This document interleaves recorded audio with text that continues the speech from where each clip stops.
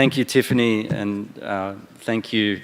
Also, I want to thank MMCA. Happy birthday. It's a great pleasure to be here. Also, thanks to Hyun Park for the research support in putting together this presentation. We start in an unenviable position, combing our histories for analogues of a received Euro-American category to which our artists can only hope to be enlisted as latecomers. Institutional critique, a coherent genealogy, a movement whose traits, historical contexts and significance are given. Though coeval with comparable experiments in our own region, this movement included no artists working anywhere near us. Yet we're called upon to find its Asian counterparts. We suspect there will be some whose innovations differ from the Euro-Americans, even that the differences might refresh our understanding of the category. For should we not insist on the same critical reflexivity that distinguished that model, we may at least come away with a typology of criticality in Asian art in the frame of its institutionalization, whether or not institutional critique appears as a salient trend.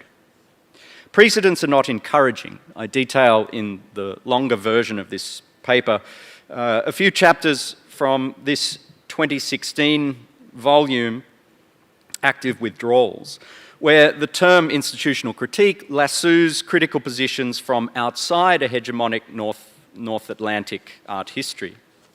No overarching claim is made for an Asian institutional critique. The term instead is a kind of distended container covering everything from colonial-era museum building to experiments in artists' apartments under authoritarian regimes. It takes in both formalist and activist disavowals of the instrumentality, conventions, and institutions of fine art. Some of it bears no resemblance whatsoever to Euro-American models. Some of it bears too much. The book is valuable, though, in other ways, but as a kind of history of institutional critique that spans widely varied institutional landscapes, it is not coherent. Yet it may still be salutary both that the editors make no reference to Euro-American criteria and that several authors embrace critical institution making. And this dovetails with recent theory, but it could also, I'll suggest in a moment, destabilize it. To compare or not to compare? As theorists of Asian institutional critique, we're damned if we do, damned if we don't. But given the unpromising precedents, we may have little to lose by rehearsing those Western criteria. Alex Albero describes this critical posture as analytical and political, but not anti-institutional. Andrea Fraser emphasizes its insistence on the, quote, inescapability of institutional determination, end quote. Its exponents want to have their cake and eat it too. To overturn institutional norms whilst holding out for the ideal non-repressive institution to come. This negative dialectical formula aligns institutional critique with earlier vanguards, with a specific European idealist modernist moment, says Albero, tying it to a certain Aufklärung and thus a particular kind of museum. Quote, a democratic site for the articulation of knowledge, historical memory, and self-reflexivity that is integral to, quote again, the education and social production of civil society. The genre calls at once for critique of the autonomous and neutral art museum and for institutions free from political interests which can thus perform institutional critique themselves. Boris Groys sees in this correspondence an endgame, a limit case for the old avant-garde instinct to thematize and reveal the, quote, material, profane dimension of art, traditionally hidden from public view. The vanguard falters when that reflexivity becomes a brand or standard condition of representation. And in thematizing the profane, factual side of institutions, institutional critique too remains inside them. Now, for those working in non-Western art worlds, the theory's portability seems to expire here. It's hard to think of places in Asia where that critical reflexivity has become normative in Groys' sense. In many countries, the autonomous neutral institution is hard to imagine, Political independence is either a battle lost or was never really an institutional aspiration in the first place. Indeed, the more we dwell on the reflexive, critical Euro-American model, the more quaint and historically isolated it seems. Let's not pretend for a moment that the democracy, episteme, or civil education Alvaro invokes are globally on the rise. But if Fraser was ashamed in 2005 to have found herself enmeshed in an institutionalization of critique, it was not for the exclusivity of that club, but for its complicity with what Geeta Kapoor called the institution's monstrous assimilative capacity. There was no sign that geography mattered, nor that institutional critique might be found outside Euro-America. Hito Steil noted this limitation of the genre by a specific, implicitly national public sphere, and thus its susceptibility to recuperation in bourgeois institutions. Gerald Raunig sought to move beyond these dead ends, finding the latest instituent practices both less preoccupied with maintaining the institution of art and less bothered by their complicity with it. Yet Raunig's account compounds the narrowing, sustaining the same norm, a public sphere putatively protected by the state. He disqualifies the global majority working under authoritarian or otherwise repressive regimes. Both progressivist and terminal views prompt us to relativize our terms. Critique implies contingent political, cultural, and organisational determinants. Both the notion of critique, to say nothing of its limits, and the institution of critique.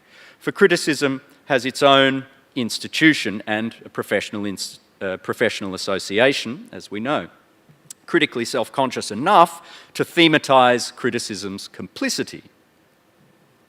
As, for example, in its recent annual Congress, which invited scrutiny of the critics' presumed allegiances to the public.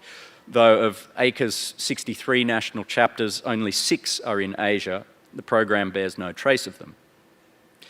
About both art institutions and the larger institution of art in Asia, it's harder to generalise, but one broad proviso would be quantitative. Until recently, there have been fewer institutions. Despite the proliferation of them in the last 15 years, there are few shared protocols, less agreement about practical and ethical norms.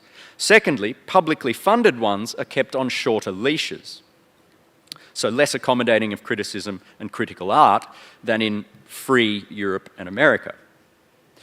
Arm's length protection from the state, even ministerial intervention, is not the norm in Asia. The larger institution of art is also different. The modern, in modern art, for instance, arose in some places contemporaneously, in dialogue even with Western modernism, only then to announce itself sometimes institutionally by importing 400-year-old academic traditions. The modernity of Asian art, however it may hinge on innovation, hasn't generally implied dissent nor rejection of institutions. The Asian modern typically aspired to institutionality, but seldom entered into a continuum spanning classical and contemporary, as in, say, the Encyclopedic Western Museum. In Asia, the modern was more heterogeneous with respect to the institution of art. Institutionalization tended to separate it from other kinds of art, contemporary, traditional, that were often no less alive to their present. As Gao-Ming Lu observed in 1999, institutional critique only makes sense where there are institutions to criticise. 20 years ago, when I arrived in Thailand, there was no contemporary institution to speak of. Art schools resisted the contemporary, there was no public collection, no dedicated exhibiting institution. Unlike its modern art, Asia's contemporary art was inaugurated without institutions. Its incubators were artist-run networks on both sides of the Cold War ideological divide in every decade since the 1970s, often the only stable supports for contemporary practices. They sometimes occupied institutional real estate, but lacked the social capital befitting an institution or deliberately dodged that distinction. A history of institutional critique in Asia must grapple with the preponderance of non-institutions and the fact that, however organic, many became de facto institutions. It's more a history of institution making than of critique of existing ones. Alternative platforms did what institutions did elsewhere. They promoted non-commercial forms, became talent scouts, go-betweens, and gatekeepers in an international value chain, and later historiographers too. And while unpaid toil earned them respect, gathered as they usually were around a few charismatic figures, they weren't especially democratic or tolerant of criticism. With these provisos in mind, then, let me assemble a few exemplars whose critical reflexes have helped to define an Asian contemporaneity. They suggest at least one divergence from the Euro-American model. By comparison with Western modernism's autonomy, in Asia, modern art's political use was not always objectionable, especially where artists sympathised with post-colonial nation-building. But when its instrumentality was rejected, that wasn't generally in the name of secular or profane purposes, but often in defence of art's transcendent or sacred powers, anathema to a genre supposedly given to profaning and demystifying it, powers which have moreover lingered longer in some places than in others. Gwangju, South Korea, is too loaded a site to stand for regional trends, perhaps, but it demonstrates the exoticism of Asian critical art vis-à-vis that secular idealist tradition. The setting of a citizens' uprising brutally put down in 1980, Gwangju was a landmark on Asia's politico-ethical horizon as the Cold War closed. Its biennale, instituted in 1995, was plainly instrumental, a reparative investment invoking the city's traumatic subjugation under the nation in a redemptive spectacle of liberal democratic global cultural exchange. There was no contemporary institution there before 95. The Biennale inaugurated contemporaneity as an institutional program, awkwardly hitching those national, provincial and municipal agendas to a transnational circuit just then gaining critical mass. Institutional critique was integral to this contemporaneity. Objecting to the Biennale's top-down and unprofessional management, local artists, including Minjung painter Kang Yong-kyun, mounted an anti-Biennale, mobilising networks formed during campaigns against the authoritarian regime the previous decade. But that secular politics did not make their agenda or methods profane. On the contrary, responding to the use of Gwangju's political heritage as a brand in the state's promotion of globalisation, the anti-Biennale doubled down on the city's necrological appeal. They adapted folk religious forms for their protest, and they mounted their events in the Mangwodong cemetery, where the martyrs of 1980 lay buried. By honouring Gwangju's martyrs more correctly, they framed the struggle for democracy as an ongoing, sacred calling of contemporary art. But the interchange between institution and counter-institution was immediate. Before the Biennale's second edition, Kang had been made its Secretary-General and head of the city's art museum. Now, this rapid absorption goes far beyond the complicity that worried Fraser. Kang also enshrined anti-Biennale materials, including these manjang that you see, and just a brief side note, these photographs come from the research that we did on the 2018 Gwangju Biennale. In his individually authored artworks, such as the one you see here. Now, whether this is appropriation or consecration, it suggests an unreconstructed authorial charisma, an impression confirmed by Kang's custodianship of anti-Biennale artefacts and personal control decades later of their art historical disposal.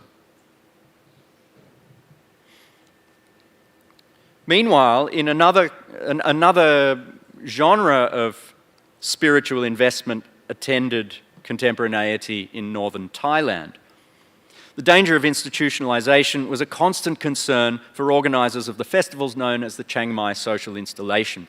The platform's special energy and unravelling after 7 years can largely be attributed to that reflexive anxiety.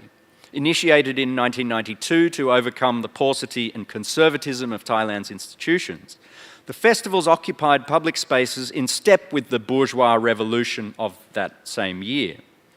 The first edition used 8 religious sites, temples and cemeteries. Although artists stressed the temple's profane functions, that setting left an unmistakable imprint on the festivals, especially with their Buddhist-branded public program, the so-called Week of Cooperative Suffering. The sacral aura was later sustained by initiatives like the Land Foundation, founded in Chiang Mai by participants in the festival's wake. If contemporary art gave temples a new aesthetic amplitude, their discriminatory potential was undiminished.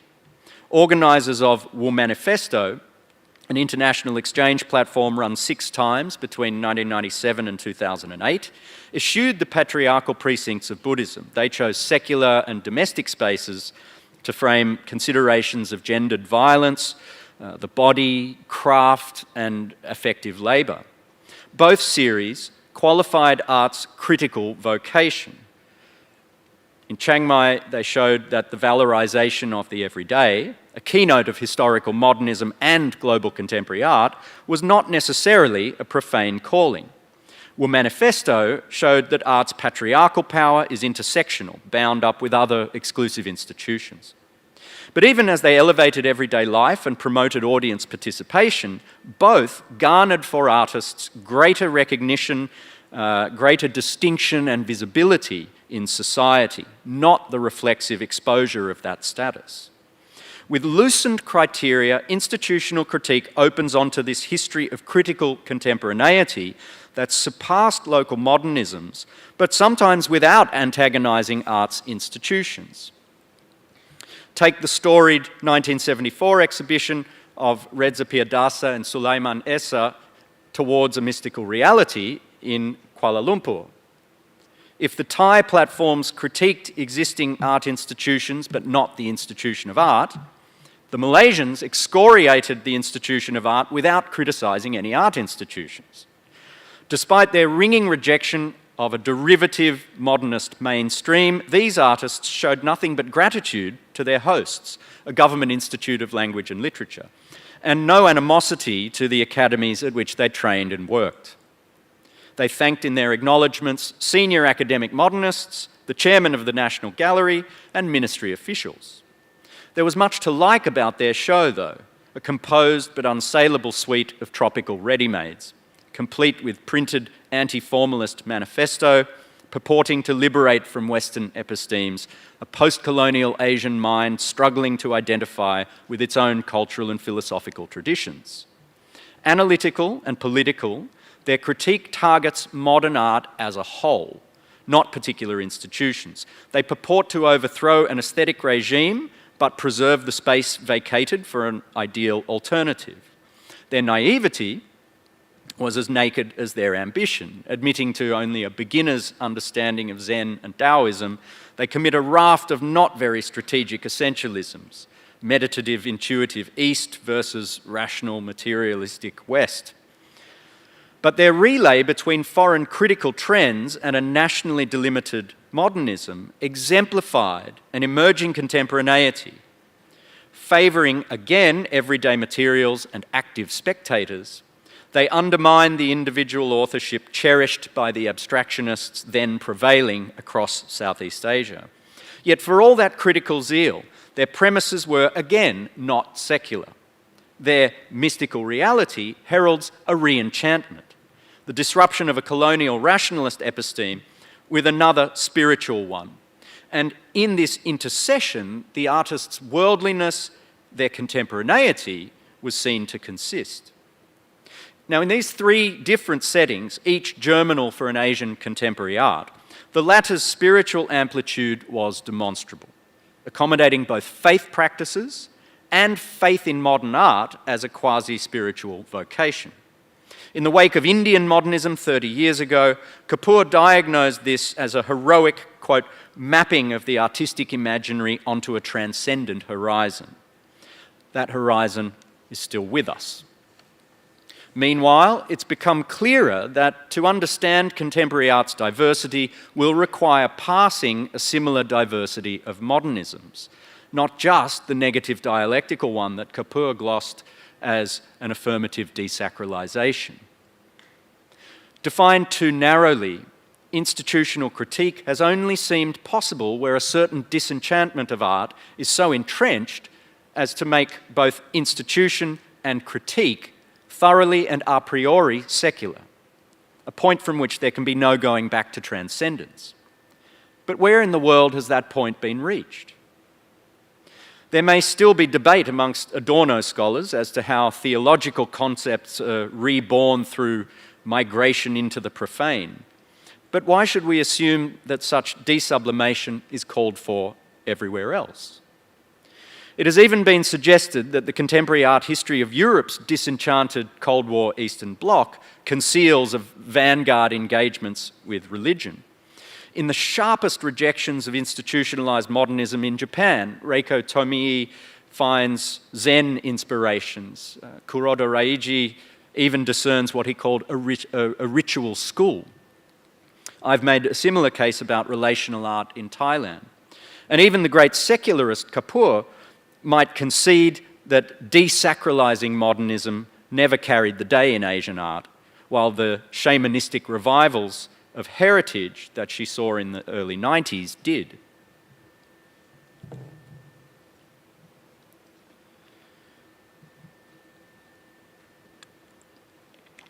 Now, in this context, Singapore, a multi-religious nation with a scrupulously secular public culture, offers a telling counterpoint. A diverse immigrant society that sees itself as a tabula rasa, lacking autochthonous traditions, it is treacherous terrain for us because of the extreme degree to which life, public and private, is mediated by modern institutions. That hasn't stopped artists, though, striving for independence or thematizing its failure. Many practice something like institutional critique. But in Singapore's well-funded state arts complex, there are no pretensions to neutrality. Party policies are transparently applied in funding and administration, an alignment which means critical art tends to be complicit, cryptic, and, in a sense, total. It implies criticism of the whole system. The best of it becomes de facto advice to the bureaucracy, a double agency that is rather pronounced in Singapore's contemporary art history. Seminal artist-run initiative, The Artist Village, co-founded by Tang Da-Wu in 1989 on a former poultry farm, had official non-profit status, that is, access to state funding, also submission to state regulation, within 3 years of its existence. When Tang made his ambivalent protest against the 1994 performance art ban, Don't Give Money to the Arts, in 1995, the president he co-opted was already calling in official newspapers for increased arts funding. 10 years on, Ho Tzu Nyen's mockumentary reenactment of Tang's radical gesture was produced with state support for broadcast on government TV. Another famous exponent of this pas de deux, Lim Se Chuen, proposed to relocate a 70-ton national mascot, the concrete lionfish, or merlion, designed for the city's tourism board in 1964, to the National Pavilion in Venice. This was in 2005. These artists know that as a marginal and dispensable life form, they can only participate in politics by way of a total identification, not with the body politic or civil society, but with the nation-state as such, a kind of authorial Stockholm syndrome. The institution of art is thereby conflated with the state, but also made subject to whatever public accounting obtains. Next to this totalist lineup that I've already mentioned, more earnest investigative institutional critique seems timid.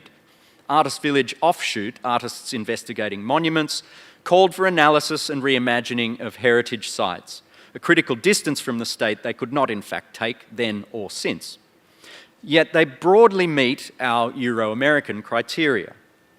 So too did Cho Chai-hyung's provocative 1972 submission to the Salon of the Modern Art Society of Singapore, 5x5 Singapore River, an empty square to be taped at the junction of wall and floor. The work's rejection surprised nobody, but was the pretext for a declaration of intent published in a local Chinese-language newspaper. Like the Malaysians, Cho aimed to shake the modernist establishment, to disrupt its formal orthodoxies with more exploratory, fluid and indeterminate practices. I'm quoting there T.K. Sabapati, the Singaporean art historian. But this was to make up to date and relevant the artwork, not accountable or more public even. And though Cho complicated the institution of authorship, he did not reject it. In unfree Singapore, it seems artists are duty-bound to affirm the virtues of individual expression. If that individualism has remained axiomatic in Asia, it has not been at the expense of critical group activity. But as the theory of institutional critique now seems more attuned to the latter, will it better accommodate the quasi-institutions of the non-West? Following Raunig, Veronica Tello discerns a new instituent wave whose promise no longer concerns art's autonomy, but rather the building of, quote, experimental social assemblages. But that renewal takes some art historical manoeuvring. She asserts first the contemporaneity of this instituent turn, referring not to local contingencies or modernisms, but to the usual Euro-American suspects, Osborne, Smith, Josselit, Geuys.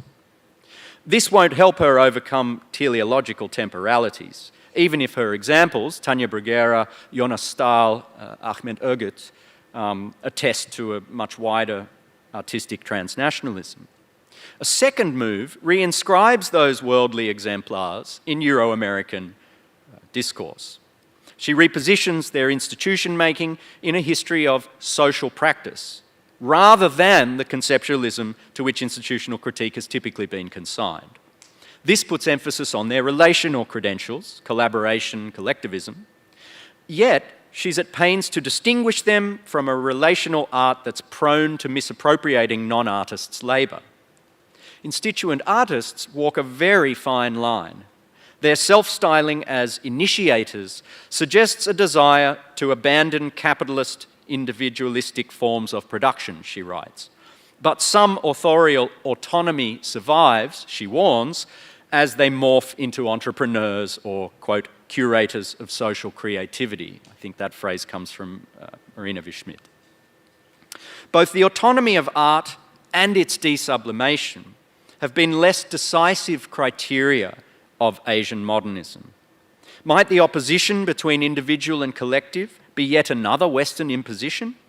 The collective curatorial agency of Rongrupa, with their hacking and creative misuse of art world infrastructure, epitomises what Charles Escher calls instituting otherwise. Their documenta in 2022 seems a textbook case of the wild heteronomy that Tello identifies with the latest mutation of institutional critique. But Indonesian art's collectivist brand, now well established internationally, does not imply surrender of individual charisma or authorship. Moreover, Indonesian art history confirms that an instituent tendency is no novel turn in Asia. Perhaps as old as modernism itself, it anticipated and even drove the emergence of contemporaneity as both a system of exchange and a discourse. Throughout, individual authorship was asserted and institutionalized via the recognition of peers, state, market, foreign agencies, and often spiritual credentials as well. In other words, art's individual symbolic capital and collective social capital, whatever the tensions between them, were not opposed, but were compatible co-constitutive currencies. So there may be more at stake in Tello's art historical sidesteps than she acknowledges. We can happily shirk the white canon of conceptual art, capital C, capital A. But are we as ready to set aside the category of conceptualism, which had already been loosened by the time institutional critique's exclusivity became a problem? By the late 90s, the term conceptualism was fuzzy enough to permit an ambitious global survey in New York. Even as this imposed new geographical filters and limits, it affirmed mutations of the category, advanced not by idealist definition, but by widespread use and abuse of the term, unlike institutional critique, furnishing the art historical premises of a more inclusive contemporaneity. To be serviceable in a more worldly history of critical art, institutional critique may have to do the same. Thanks very much.